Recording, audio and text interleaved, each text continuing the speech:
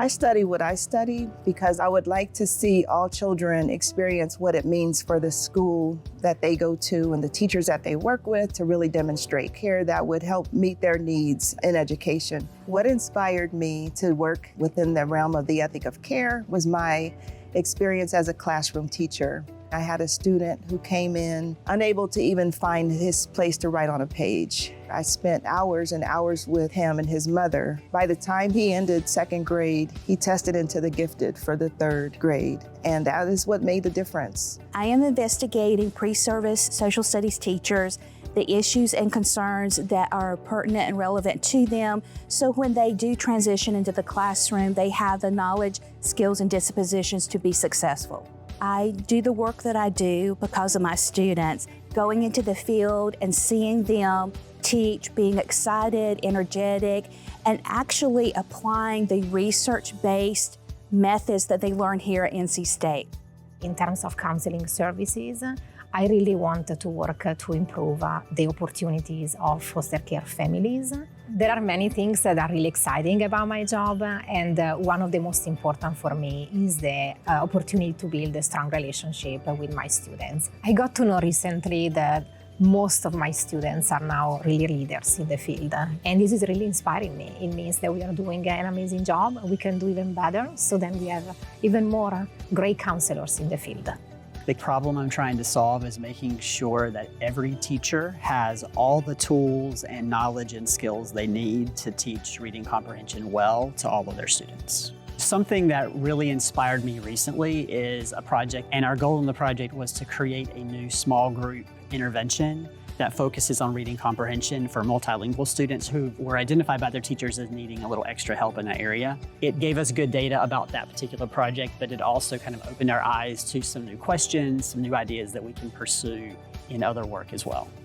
At the heart of my work is to try to answer the question, as teacher educators, how do we educate our students well? So what excites me about my work is seeing that transformation in students so that they feel confident and they feel like they could use their pedagogical strategies that allows them to create these safe spaces for students where they can thrive and grow and have hopefully the same contagious energy and passion for teaching and learning that I do.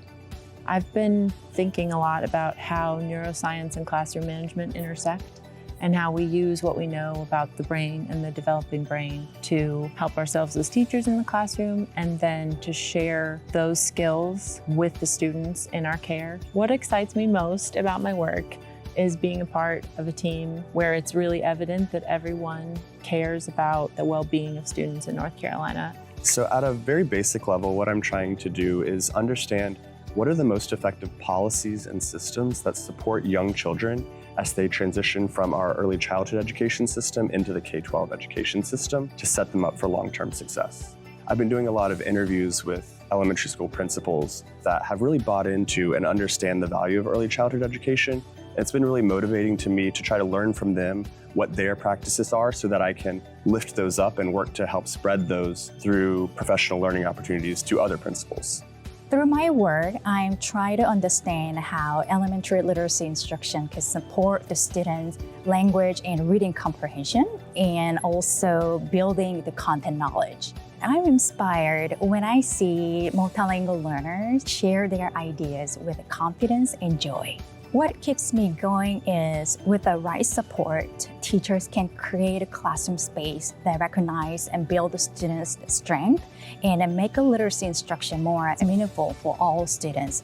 Over the course of my career, I have focused on how do we measure teaching quality quantitatively so that then we can look at relationships between specific teaching practices and other variables such as students' opportunities to learn as well as what they actually learn. So my current project that is examining teacher learning in these teacher work group meetings has been really exciting because we're going into 2 partner schools and looking at how teachers share expertise in those spaces, and then also trying to understand how expertise makes it back into their classroom and the work with the children in their classroom.